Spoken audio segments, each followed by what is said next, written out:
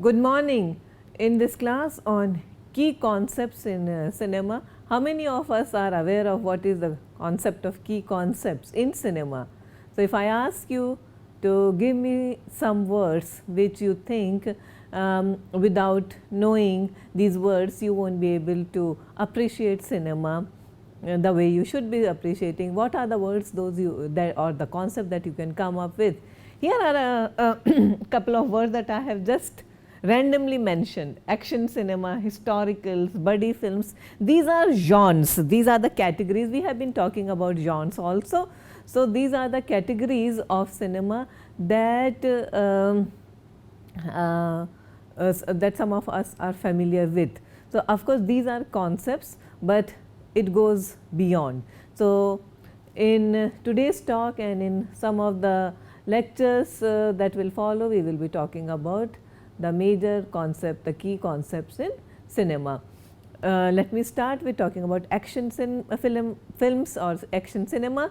So, these are mostly ideologically driven, and more often than not they actually articulate popular beliefs and ideas. For example, take a look at a film like Top Gun, where the hero single-handedly photographs the enemy camps, secret documents and pictures. So, the idea is that Americans in the 80s, America was still the superpower. So, we are talking about how an American pilot can single-handedly break into this so-called or supposedly impregnable bastion of the enemy camp and actually record or document certain secret papers. So, that is the idea. So, this is definitely ideologically driven, that one country, one nation is superior to another, that is the concept. Now, but the idea has always been there in prevalence. For example, the period between 20s and 1930s was the swashbuckling adventure cinema with actors such as Douglas Fairbanks Jr. and Errol Flynn ruled the roost. Okay, they were the archetypical or archetypal action heroes. From 1940s to 50s, Hollywood witnessed the peak of war and cowboy films such as The Guns of Navarone starring Gregory Peck.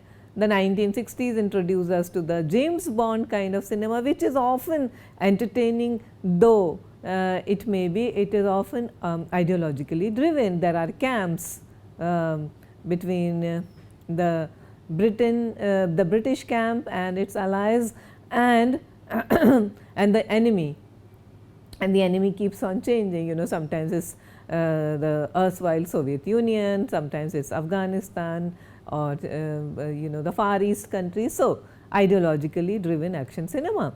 Now, the 70s were marked by gritty detective stories and urban crime dramas, leading to a string of cop films such as Bullet starring Steve McQueen and French Connection with Gene Hackman, and also Clint Eastwood's Dirty Harry and its sequels. Even in the 70s, we can look at how ideologically driven our cinema was, with the action movies gaining supremacy. The Angry Young Man, all those action films with Amitabh Bachchan. Okay. So, 1980s were dominated by the likes of 48 Hours and also Rambo film series and Lethal Weapon, Die Hard series, etc. So, by the time we were in the 1990s, it was a period of sequels and hybrid action such as Total Recall and Terminator, whereas 2000 onwards action cinema included science fiction and superhero films such as Star Wars or the Dark Knight trilogy, The Expendables. So, action cinema never goes out of favor. Okay. There is always dedicated audiences that look forward to action cinema, and that is true in most languages. most nations. So, action films have various subgenres also. For example, we have action horror, which combines the intrusion of an evil force or event or supernatural personage of horror movies with the gunfights and chases of the action genres. We also have a category called disaster films that has elements of thriller and sometimes science fiction films. The main conflict of this genre is some sort of natural or artificial disasters such as floods or earthquakes, hurricanes, volcanoes, etc. Disaster films are not too common in India. Occasionally we have had a film like Ravi Chopra's The Burning Train, which was released in 1980, but that is an exception. Martial arts is yet another subgenre of action cinema, and again extremely popular. It is mainly a Far East import, and they contain numerous breathtakingly choreographed fight sequences between characters. They are usually the film's primary appeal and entertainment value, and these are often the method of storytelling, character expression and development. Wuxia, the Chinese martial art cinema, is also a very popular genre. It is a stylized action fantasy period genre typically set in ancient Asia, particularly China, where skill in martial arts can enable fantastic abilities like flying and magic like abilities. We also have the genre of science fiction action, which is yet another popular subgenre where the emphasis is on gunplay, space battles, inverted weaponry and other science fiction elements weaved into action film premises. In spy films, the hero is generally a government agent who must take violent action against agents of a rival government or terrorists. In superhero films, we have the elements of science fiction and fantasy. They focus on the actions of one or more superheroes who usually possess superhuman abilities and are dedicated to protecting the public. John Wayne, Steve McQueen, Lee Marvin, Bruce Lee, Tom Lawlin, Charles Bronson, Chuck Norris, Clint Eastwood, they are some of the best known action heroes of all time, and in recent times we have Mel Gibson, Arnold Schwarzenegger, Sylvester Stallone and Bruce Willis, and also more recently with the Bourne trilogy we also have Matt Damon, who is not typically an action hero, but then he is, of course, thanks to the trilogy, he is a recognized action hero. Another concept is that of androgyny, which is basically a literary concept. In cinema it is not so well accepted, but then anyway there are some films, particularly art house cinema, where the concept of androgyny is also can also be seen occasionally. So, androgyne in terms of gender identity is a person who does not fit neatly into the typical masculine and feminine gender characteristics of the society. This may be as in fashion, gender identity, sexual identity or orientation, and it may refer to biological intersex physicality.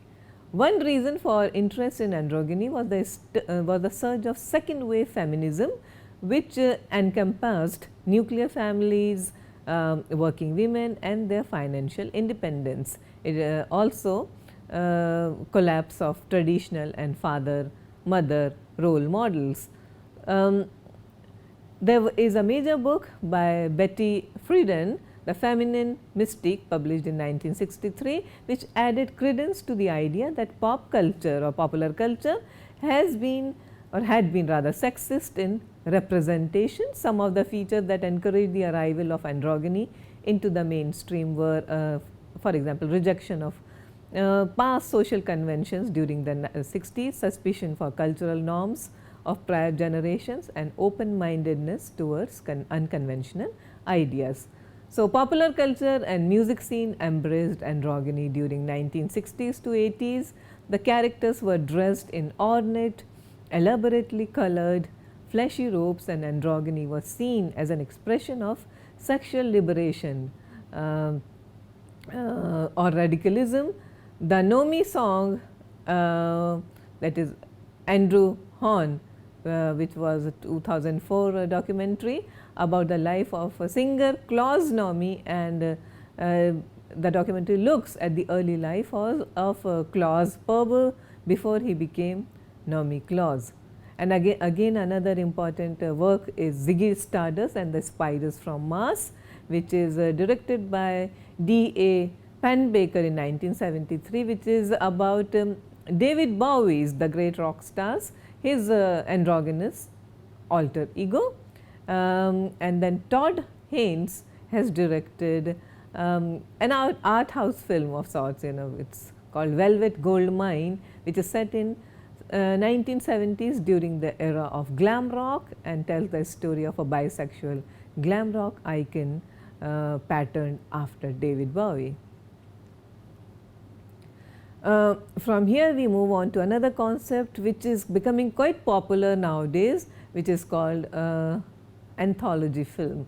Now, anthology film is also called omnibus film or portmanteau film.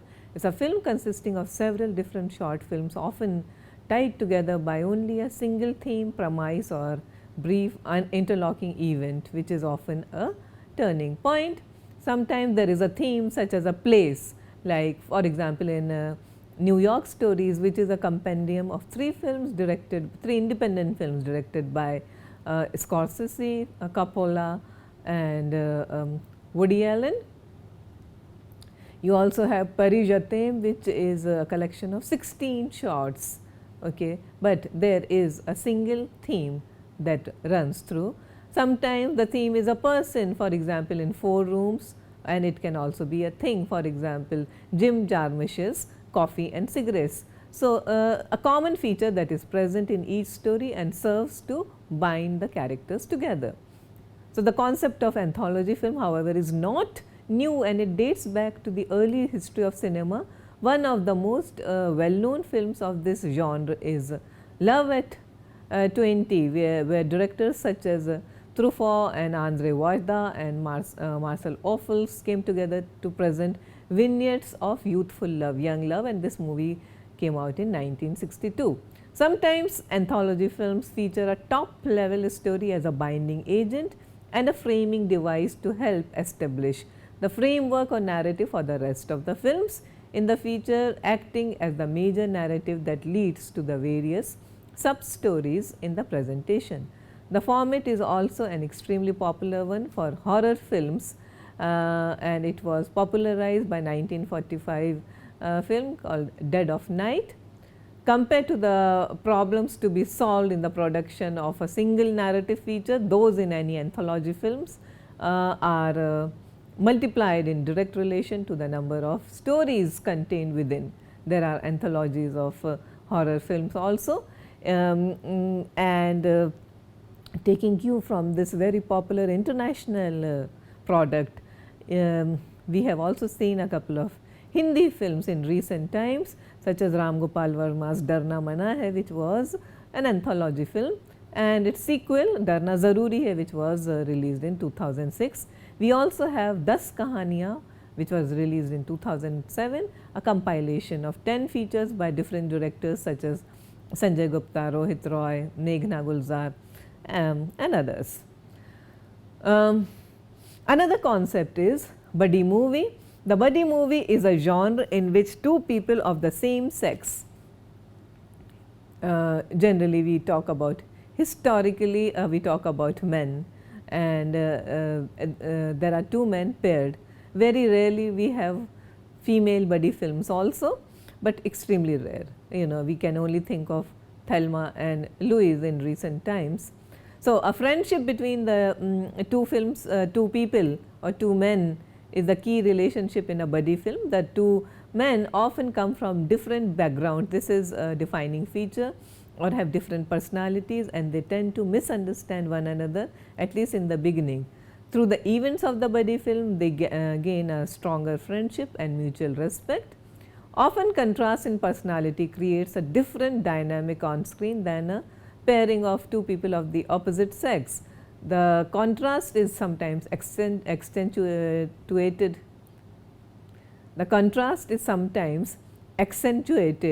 by an ethnic difference between the two. The buddy film is commonplace in American cinema, and it has endured through the 20th century with different pairings and different themes. The buddy films is more common to cinema in the USA than compared to cinema from other Western countries, which tend to focus more on male-female romantic relationships or an individual male hero. Portrayal of male bonding in the United States, to give an idea of the background of this genre, it goes back to 19th century author Mark Twain, whose characters Huckleberry Finn and Tom Sawyer, as well as Huck Finn and the slave Jim in Adventures of Huckleberry Finn are well known. Okay, so that's the template on which most buddy films have been based on traditionally. The buddy film is commonplace in American cinema, but it has also become a popular feature of Hindi films of late. Think Dil Chahta Hai or films like Rock On or Zindagi Na Milegi Dobara, and these are perfect examples of buddy cinema. So, from genres we move on to certain cinematic techniques such as CinemaScope. All of us enjoy watching films in CinemaScope technique, where there is a big screen, and there is nothing that can substitute the pleasure of watching a film on big screen. So, CinemaScope cinema enjoyed a large footfall during the Second World War, but experienced a decline in attendance post-war. I am trying to give you the reason for the growth and development of this new technique. So, the advent of television also added to the drop in ticket sale collections in the USA, and this resulted in the big studios competing with television and providing richer cinematic experience. That is what I was telling you about, that there is nothing that can substitute cinematic experience, and the idea was to provide for a more fulfilling, more satisfying, more novel kind of cinematic experience that can compete with TV and can beat TV at its own game. So, soon we had the introduction of 3D cinema and Cinerama in 1952. 3D films and Cinerama required expensive equipment and projection systems and different screens. CinemaScope required relatively cheaper equipment and projection system. French inventor Henri Chrétien developed anamorphoscope in 1926, which became the basis for development of CinemaScope later in 1953. So, some of the earlier films in CinemaScope were films such as The Robe starring Richard Burton and How to Marry a Millionaire starring Marilyn Monroe. We also had experiments in CinemaScope technique with Guru Dutt's Kagaz Ke Phool, which was in 1959. But however, though people enjoyed the experience, CinemaScope was not without problems. Close-up shots would slightly overstretch an actor's face, and it often caused low brightness and grainy image on screen, and magnetic stripe prints were twice as expensive to produce as normal prints, and not all theatres had the expensive 4-track magnetic stereo sound systems. So, despite its problems, CinemaScope thrived and flourished, and it is still here, and we all enjoy CinemaScope films. For example, look at our own Sholay, which was heavily publicized when it was first released in the 70s as a cinemascopic adventure. We move on to another concept which again straddles the boundary between cinema and literature: counterculture. So, counterculture is a subculture that opposes, challenges and rejects significant elements of the prevalent and dominant culture of a land, usually that which is in line with accepted norms and conditions. It gives voice to the ethos, aspirations of a specific population during a specific time period. Often dubbed dropping out of the mainstream, counterculture movements are in opposition to one or more aspects of prevalent social norms and cultural modes. So, apart from the various socio-political factors, the literary environment of the time too fostered the winds of change and rebellion America saw the rise of the Beat generation in literature, with writers like Allen Ginsberg and William Burroughs coming together to specialize in a certain new and radical style of writing that rejected conventional standards and practices and placed an emphasis on narrating not just the plot, but also the emotional and personal landscape and experiments of the narrator or the protagonist. The counterculture movement led to a rise in experimentation with drugs, alternative sexualities, and a rejection of materialism. We all know hippie culture and its influence on cinema, fashion, and also the rock scene. So, counterculture spirit was captured in books, music, and films, and a seminal film of this period was The Wild One, starring Marlon Brando and Lee Marvin. This was a trendsetter for the biker films. You know, bikes give wings to a protagonist, and that was the whole idea about. That was what the film was all about. So, it introduced for the first time a kind of a drifter, rootless, aimless hero in cinema, and it also sought to glamorize the young antisocial misfit and anti-authoritarian kind of hero. The film was made in 1953, and then soon a spate of films followed. One of the most influential films of the 60s was Blow Up, Italian director Antonio Nini's film 1966, which is about the swinging 60s in London, where the beats and hippies and existential cool and colorful fashion, all these things ruled. The core philosophy is that one cannot always trust what we see, and the director explores the possibilities and limitation of images here. The film's narrative structure, ellipses, morally ambiguous characters leave us with no clues and set the stage for the kinds of film that were about to come. So, one of the major films, Blow Up was a major influence on the so called American New Wave cinema, and one of the major defining films of this period, counterculture cinema and New Wave cinema, is Easy Rider. So, the characters were named White Arab and Billy the Kid after the two Western outlaws, and these two characters played by Dennis Hopper and Peter Fonda. They ride their bikes from west to east. So, the philosophy is that to be on the move is freedom and anti-bourgeoisie, which was the philosophy as shown to us by the countercultural exponents such as William Burroughs and also Jack Kerouac and his famous On the Road. The philosophy was that anyone who is on the move and has a sense of adventure was free. Another major film of this period was One Flew Over the Cuckoo's Nest, made in 1975. This is Milos Forman's political allegory, and it is an adaptation of Ken Kesey's 1962 novel. It emphasized the notion that by mechanisms and by other figures, society gains control of and suppresses individuality and natural impulses.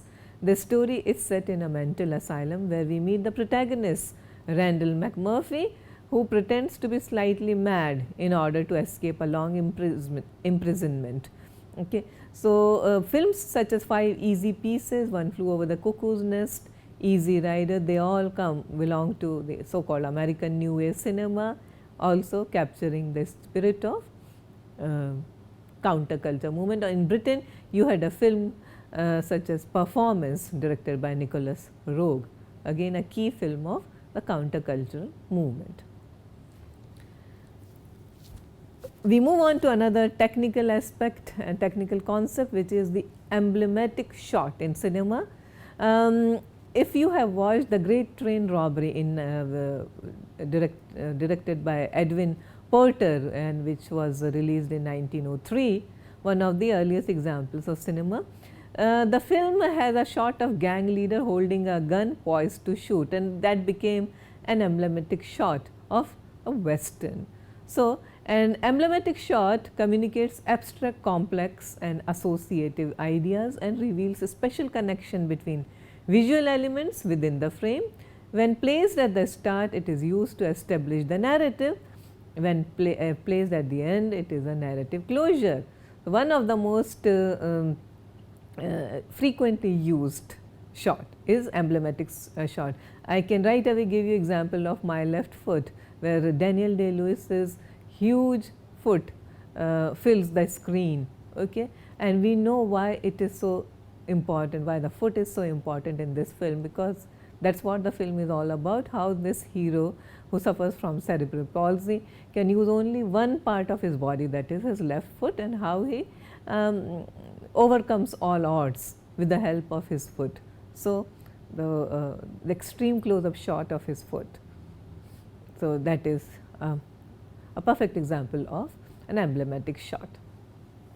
Now, moving back again to genres, and one of the most recognizable genre in Hollywood is gangster cinema, which is also a precursor to the film noir. So, the Western film for the most of us is no more than the folklore of the past, where while the gangster film comes much closer in time. So, these are the two important American most identifiable American film genres, the gangster and Western. The gangster cinema historically is influenced by two socio-economic events, Prohibition and the Great Depression. Prohibition from 1919 to 1933 and the Great Depression 1929 to 34. The Prohibition in 1919 played an important role in bringing the underworld into national prominence. Regional or big city gangs, most of which belong to the ethnic immigrant groups, Jews, Italians, Irish, they took charge of the illicit liquor trade, and the gangs quickly grew powerful, controlling first neighborhoods, then whole cities, fighting rival gangs for domination. Gangster cinema is often associated with the great American dream. They play on the American myth of a democratic, classless society. Gangster cinema explores the deep social divide in American society. The gangsters become fundamental in a socio-cultural upheaval, causing a subversion of traditional values and a period of underworld counterculture which became mainstream. We will also note that the gangster hero is the site of two fundamental and opposing American ideologies, a contradiction in thought between America as a land of opportunity and the vision of a classless democratic society. The classic gangster hero invariably comes from the proletarian class and gains access to wealth by stealing. He does not follow the rules and embodies the contradiction in the American society. Therefore, his death is ideologically necessary. Rarely you will find a surviving gangster hero in most films. The gangster hero traditionally in Hollywood was mostly played by actors such as James Cagney, Humphrey Bogart and Edward G. Robinson. One of the earliest films and successful films of this genre was Scarface, directed by Howard Hawks and starring Paul Muni. This film was also scripted by the great Ben Hecht, journalist turned screenplay writer, and it was adapted from a pulp novel. The film was rooted in the then contemporary realities with people and incidents drawn directly from Chicago gangster history. We also need to understand the Hays Code in relation to American gangster cinema, which is set where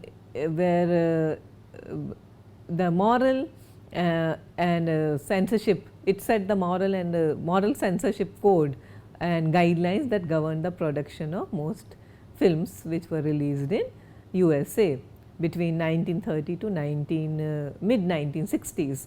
The production code spelled out what was acceptable and what was unacceptable content for motion pictures produced for a public audience in America.